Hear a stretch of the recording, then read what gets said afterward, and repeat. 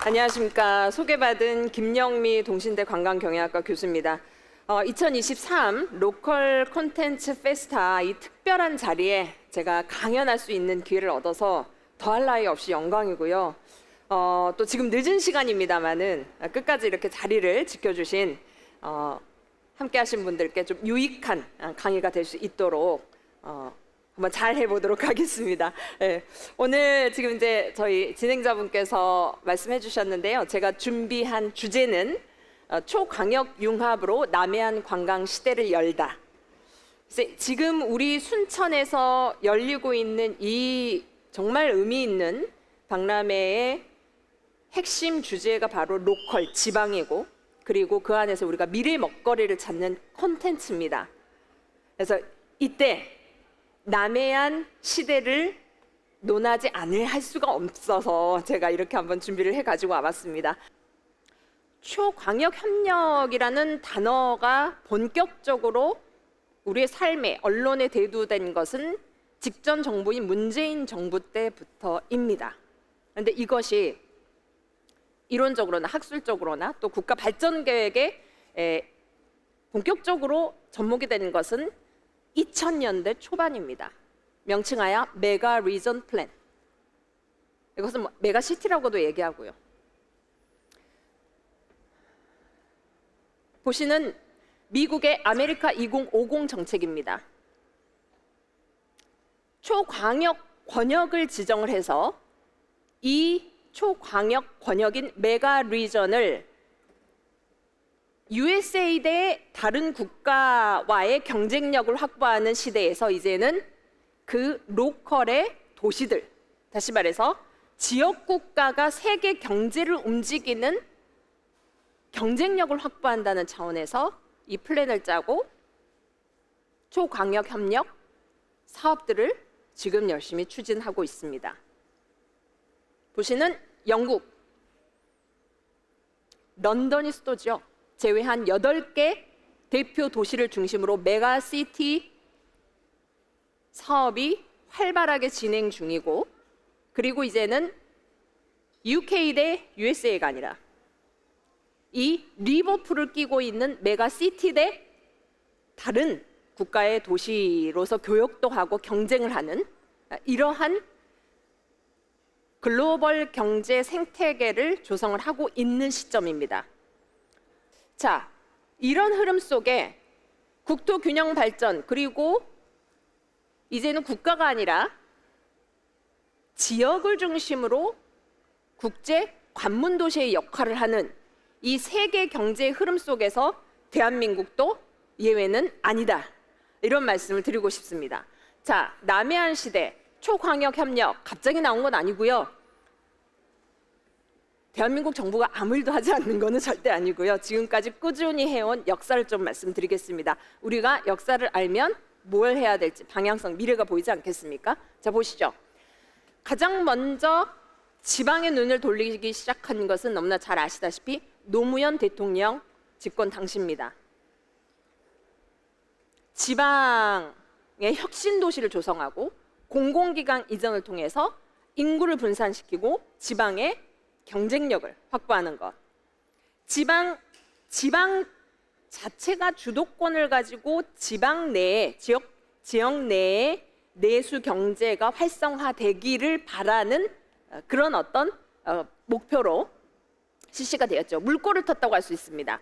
자, 본격적으로 이명박 정부에 들어서서는 5+2 광역 경제권 사업을 통해서 산업 단지도 조성하고 생활 인프라도 되고 확충합니다.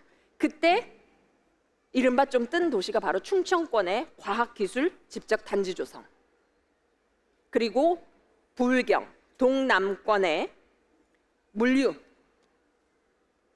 부산항, 네, 지금 세계적인 항구 도시죠. 네.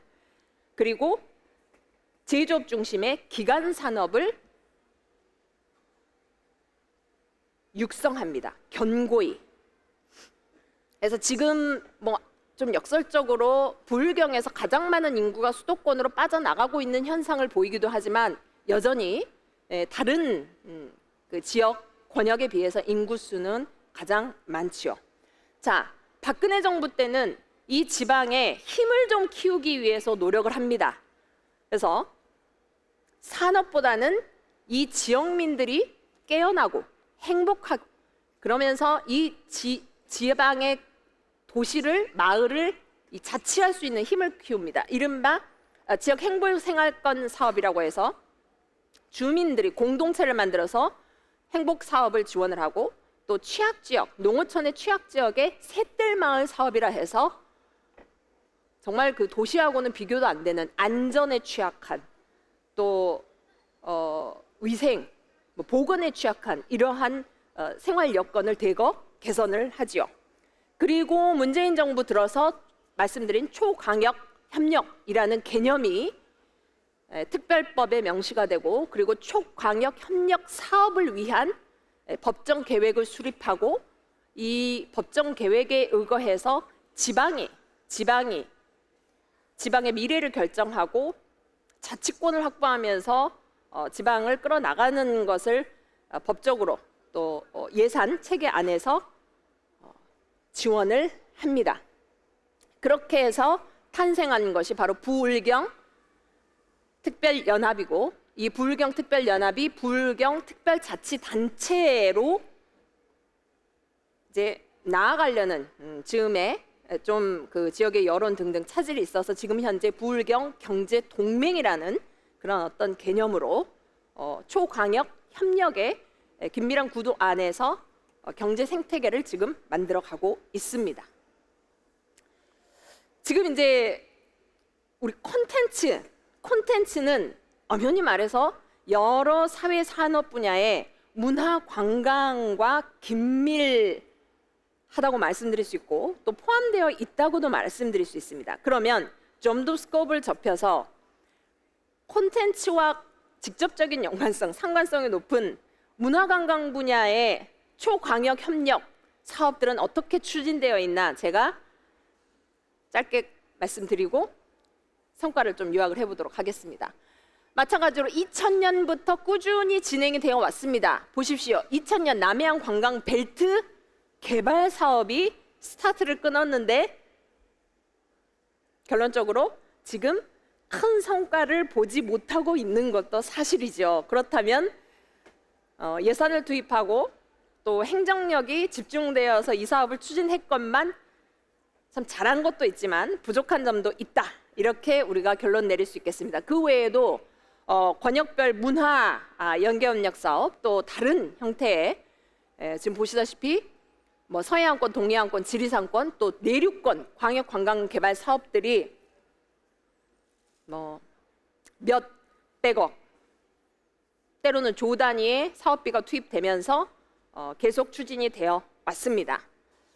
지금 현재 이 시점에 윤석열 정부에서는 남부권 광역 관광 개발 사업이라 해서 약 10년 정도의 계획을 가지고 3조 원을 투입해서 지금 추진을 하고 있습니다. 자, 또 하나의 우리가 간과할 수 없는 빅블러 시대에 도래했습니다. 오늘 또 여러 부스에서 이 콘텐츠를 생산하고 또 유통시키는데 디지털 기술과 접목을 한 업체들이 상당히 눈에 띕니다. 이제 DNA 무엇의 약자죠? 유전자는 절대 아니고요. 데이터, 네트워크, AI. 이 DNA라는 디지털 기술 환경과 때려 뗄 수 없는 시점에 왔습니다. 정말 그 테크놀로지만 오로지 보고 있는 전문가가 아닌 우리는 따라잡기도 힘들 정도로 그 발전 속도가 매우 빠릅니다. 그리고 이것은 문화 관광, 로컬과 아주 사정없이 지금 융합이 되고 있습니다. 자, 보시죠. 이런 식의 지금 경계가 무너지면서 산업 생태계가 만들어지고 있습니다. 그리고 아이템이 나오고 유통되고 있습니다. 소비자들은 환호합니다.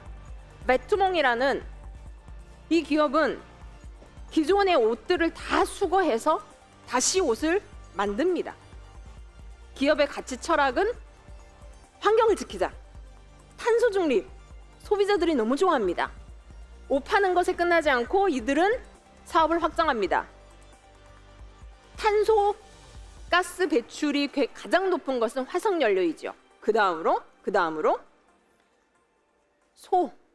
소가 탄소가스 배출 굉장히 높다는 거 아시죠? 그래서 소고기 패티를 쓰지 않는 베지테리안 버거를 만들어서 그리고 재활용한 이러한 그 패킹을 이용을 해서 정말 그야말로 탄소 중립 시대에 나아가야 할 방향을 잡고 패션 그리고 먹을거리 이런 것들을 만들어내고 있습니다.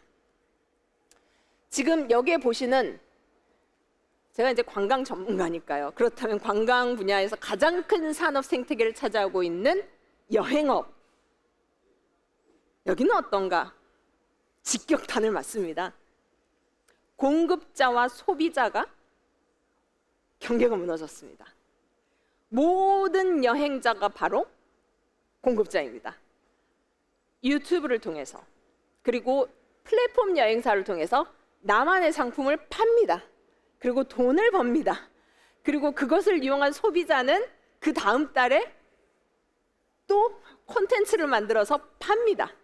자, 이것이 이 온라인 기반한 플랫폼, 유튜브 등등 이러한 매체가 없었다면 불가능한 일이었을 겁니다. 그래서 여행사들도 특히나 이제 코로나 시국을 기점으로 많은 노력을 하고 지금 변화에 대응을 하고 있습니다.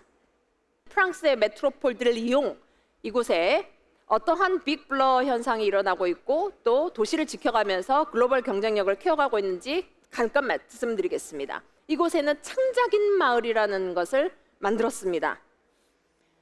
바로 이곳입니다. 슬럼가였습니다. 이곳을 도시재생을 통해서 프랑스뿐만 아니라 유럽에 있는 크리에이터들이 전부 다 오도록 정책을 입안했고 생활 SOC를 지원했고 국가 보조금을 지급하면서 이들이 하고 싶은 창작 활동을 열심히 할 수 있도록 지원을 했습니다. 북적북적했겠죠. 그래서 이들은 섬유 산업의 중심지인 리옹의 섬유 산업 르네상스 시대를 다시 엽니다. 패션 의류를 만들어서 본인들이 샵을 만들어서 판매도 하고요. 그리고 때로는 작은 이벤트를 열어서 공동체의 끈끈한 연대도 확인을 하고요. 그리고 리옹은 빛의 축제로 굉장히 유명한 축제 도시입니다. 과거의 빛의 축제에서는 볼 수 없었던 이 크리에이터들이 이제 연구를 합니다. 지금 탄소 중립 시대 LED 조명 사용합시다.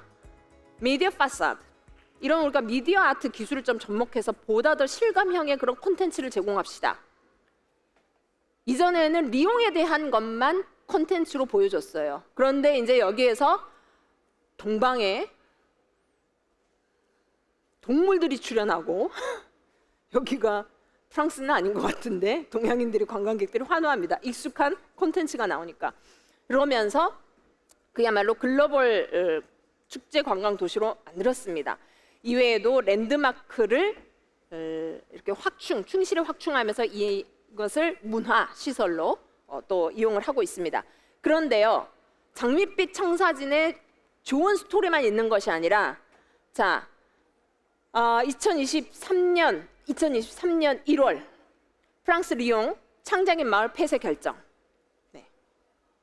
시사하는 바가 있습니다. 그럼 정말 창작인 마을을 셧다운시키고 없애느냐가 아니라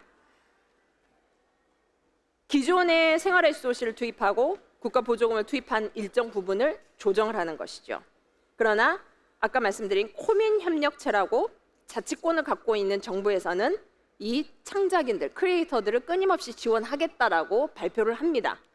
여기서 중요한 것은 지금 콘텐츠를 발굴하고 만들어내고 판매하신 이분들은 그야말로 지방 살리는데 공익적 가치를 실현하시는 분이기 때문에 그것을 우리가 인정하고 국가 차원에서 배려를 해야 된다.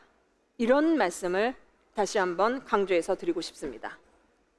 남해안 시대. 그렇다면 우리가 로컬 콘텐츠를 어떻게 육성하고 확산해서 정말 관광으로 먹고 살고 콘텐츠로 우리가 일자리도 만들고 돈도 벌고 지방에 강한 대한민국을 만들 수 있을까? 크게 지역 개발 관점과 그리고 보다 더 스코프이 작은 상품 개발 관점에서 말씀을 드리도록 하겠습니다. 이 부분은 제가 지난해 국가균형발전위원회에 의뢰를 받아서 초광역 협력형 문화관광 정책과 사업화를 위해서 무엇이 개선돼야 되고 어떤 사업을 추진해야 되는가에 대해 연구를 시행을 한 결과를 토대로 정리를 한 것입니다. 정책 프로세스가 개선이 돼야 됩니다. 지금 이 구조로는 어렵습니다. 초광역 협력 사업을 발굴해서 추진해야 됩니다. 보다 더 쉽게 말씀드리면 지금 순천에서 열리고 있는 로컬 콘텐츠 페스타, 광주 전남, 부울경, 손을 잡고 초광역 협력으로 이러한 박람회가 열려야 경쟁력을 확보할 수 있고 글로벌 무대에서 브랜딩을 할 수 있다고 생각합니다. 마지막으로 빅블러 시대에 더 이상 문화관광은 단순 산업이 아닙니다. 복잡 다단한 산업 생태계를 만드는 부가가치가 굉장히 높은 미래 먹거리 산업입니다. 발굴한 산업의 장르를 말씀드리겠습니다. ICT 문화관광 콘텐츠 산업, 테크놀로지 마이스 산업, 스마트 요트 크루즈 산업, 마지막으로 최첨단 의료관광 웰리스 산업. 이것이 모두 콘텐츠 기반한 문화관광 산업입니다. 지역에서 생태계를 만들 수 있고 만들어야 합니다. 그러나 이런 구조적인 정책 프로세스가 개선되지 않고서는 어려울 것임에 틀림없습니다. 그래서 이 자리에 계신 분들께서 관심을 가져주시고 같이 힘을 보태서 이 구조적인 틀을 바꾸는데도 목소리를 내주십사 정리를 해서 나왔습니다.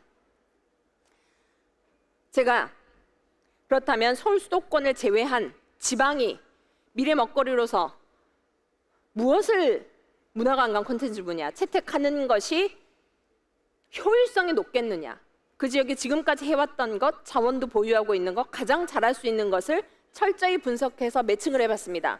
광주, 전남, 호남권 ICT 문화관광 콘텐츠 산업, 부울경 테크놀로지 마이스 전시 컨벤션 산업, 그리고 스마트 요트 크루즈 선박 산업, 그리고 대구 경북 최첨단 의료관광 웰리스 산업으로 분석과 설문조사, 전문가 인터뷰 조사를 통해서 이러한 결론을 내렸습니다.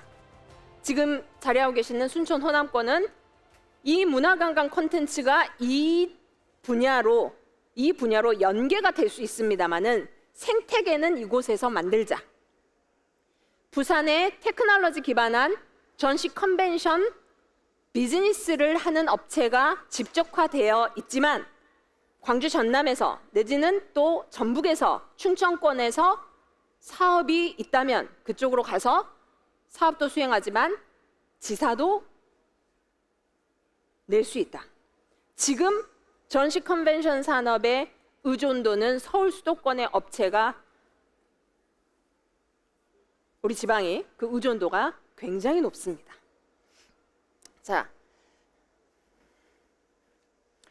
그렇게 하기 위해서는 지금 개선해야 될 것이 첫 번째 법 제도적인 측면, 그리고 예산 체계 부분, 마지막으로 조직 기구 부분에 대해서 이제 연구자 입장에서 객관적이고 합리적으로 도출하려고 했습니다만 저 또한 이 분야에 몸담고 있기 때문에 저의 좀 의견이 다소 많이 들어간 부분이 있습니다. 첫 번째, 짧게 말씀드리겠습니다. 핵심만.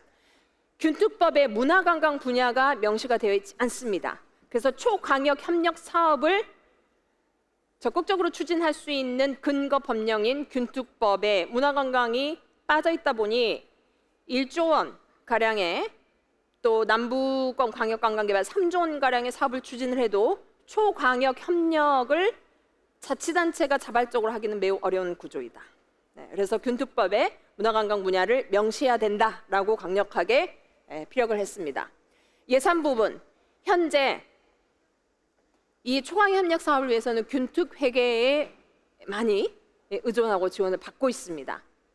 그런데 지역 지원 계정이라고 이 지역 지원 계정으로 우리 지금 문화관광 분야의 콘텐츠 포함해서 이 사업들, 정책 사업들은 지원을 받고 있는데요. 지금 구조는 이렇습니다. 각 지자체에서 하고 싶은 사업, 수건 사업들을 올리면 문체부가 받아서 균특회계에서 예산을 배분해주는 방식입니다. 마지막으로 조직과 관련해서는 최근에 전라남도지사께서 남해안개발청 설립을 제안하셨고 그것은 이른바 이제 그 남해안 시대를 여는 초광역 협력의 그런 그 정부, 의회 그리고 사업의 기능을 수행하겠다라는 그런 포부가 담겨 있는 것으로 해석됩니다. 그런데 지금까지의 그 흐름으로 봤을 때 이 남해안개발청이 정부 산하 조직 기구로서 여기에서 활동을 하면 일방적으로 탑다운 형식으로 이제 사업이 오더가 내려가는 이런 구조를 띌 가능성이 있는데 전라남도지사께서 그것이 아니라 각 지자체에서 파견이 되어서 우리의 자치권을 확보하면서 여기에서 의사결정을 해서 사업을 끌어나가는 그런 구조를 유념하고 추진하고 있다 해서 마음이 놓였습니다. 그것이 바로 광역경제권 협력 기구입니다. 그래서 이러한 것이 적어도 남해안 권역에서는 만들어질 필요가 있다. 다시 한번 강조 말씀을 드립니다. 자, 관광 행정에 대한 부분 그리고 콘텐츠의 생태계 육성에 대한 내용을 말씀을 올렸습니다. 다소 좀 딱딱하고 어려운 부분이 또 있었을 것 같습니다만 이제는 좀 더 말랑말랑한 우리 지역에서 그러면 어떤 콘텐츠를 놓치지 않고 개발하고 미래 먹거리로 가지고 가야 될 것인가 정리해서 말씀드리도록 하겠습니다. 제가 이해하고 있는 콘텐츠는 지방의 자연환경 그리고 인간의 인위적인 행위에 의해서 만들어진 문화, 역사 이것이 기반된 그 무엇, 정체성, 인문기질이라고 생각합니다. 그런 점에 있어서 저는 이 로컬 콘텐츠 페스타가 열리고 있는 순천의 호남은, 광주 전남은 인문기질이기 때문에 추상적으로 정의할 수밖에 없습니다. 첫 번째, 대동정신. 두 번째, 평화를 지향하고 용맹한 민족성. 마지막으로 국제성입니다. 한번 보시죠. 진짠가? 순천이 있는 이 호남은 역사 속에서 공존과 균형을 중시한 공동체 정신이 끊임없이 만들어지고 견고해진 땅입니다. 그런 지역적 특성을 갖고 있습니다. 그것이 바로 로컬입니다. 자, 이곳에서 과거 고대 시대, 지금 우리가 외치고 있는 분권 국가, 연방제 수준에 준하는 분권 국가를 마한이라는 이 연맹체 국가가 무려 6세기까지 구현이 되어 왔습니다. 역사적으로 중앙 집권적인 국가에서 분권 국가의 역사가 없다, 경험이 없다라고 얘기하지만 영산강 유역을 끼고 있는 이 호남은 그때부터 다양성과 그리고 다름을 존중하고 평화를 지향을 하는 이 분권 국가 형태가 이루어진 땅이 바로 이 호남이다. 엄청난 자부심이 느껴지시죠? 이게 바로 저는 로컬. 이걸 콘텐츠로 만드는 것이 중요합니다. 그래서인지 삼별초항쟁, 의병, 임란, 호란, 그리고 구한말, 그리고 동학, 농민, 혁명, 그리고 독립운동, 민주화운동까지의 역사를 우리가 다 주도했습니다. 이것을 충실히 살려서 콘텐츠로 만드는 것이 필요한데 지금 하고는 있어요. 이루어지고는 있습니다. 그런데 빅블러 형태 또 글로벌 경쟁력을 갖추기까지는 좀 더 나아가야 된다. 이런 말씀을 드리겠습니다. 민주시민교육관광, 광주에서도 이루어지고 있고 목포, 목화호텔, 카페 아시죠? 거기에 수많은 관광객들이 알아서 가고 계십니다. 그러나 정작 거기에서 더 내가 전 세계적인 인물, 평화, 민주, 인권, 김대중 정신을 알고 그 사람을 더 그 어떤 생활 공간에서 느끼고 싶은데 그 콘텐츠는 여전히 매우 빈약합니다. 왜 이것을 놓치고 있을까요? 자, 우리나라는 특히 이제 호남 아까 삼별초 항쟁부터 해서 의병, 동학농민혁명 말씀드렸 구국, 나라가 어려울 때 모든 것을 바치고 국가를 지켜내는 이 구국 정신, 구국의 역사가 있는 곳이 많지 않습니다. 제가 한번 조사를 해봤습니다. 우리 대한민국 한반도가 지정학적으로 그런 위치에 있기 때문에 자꾸 그런 여건들이 조성이 되는데 그때마다 호남이 다 나서서 걱정하지 마. 해결할게. 자, 구국 역사를 지금 역시 광주라는 뮤지컬, 최근에는 상원, 그리고 이곳은 이제 장성이라는 그 시골 군 단위에서 동학농민혁명을 모티브 삼아서 뮤지컬을 만들었는데 일단 가서 보면 다들 눈물을 흘리지 아니하고 나옵니다. 다 눈물을 흘리세요. 그런데 이것이 왜 글로벌 경쟁력을 확보할 수 있는 차원의 그런 그 생태계 속에서 상품으로 유통되지 않나, 이런 좀 아쉬움이 있습니다. 자, 두 번째, 평화를 사랑하고 그리고 용맹스러운 민족이다. 이유인즉슨 어업도 포함하죠. 농도이기 때문에 그런 것 같습니다. 곡창지대, 아주 드넓은 곡창지대, 물산이 풍부하고 여유가 있고 그러다 보니까 평화를 더 지향할 수밖에 없죠.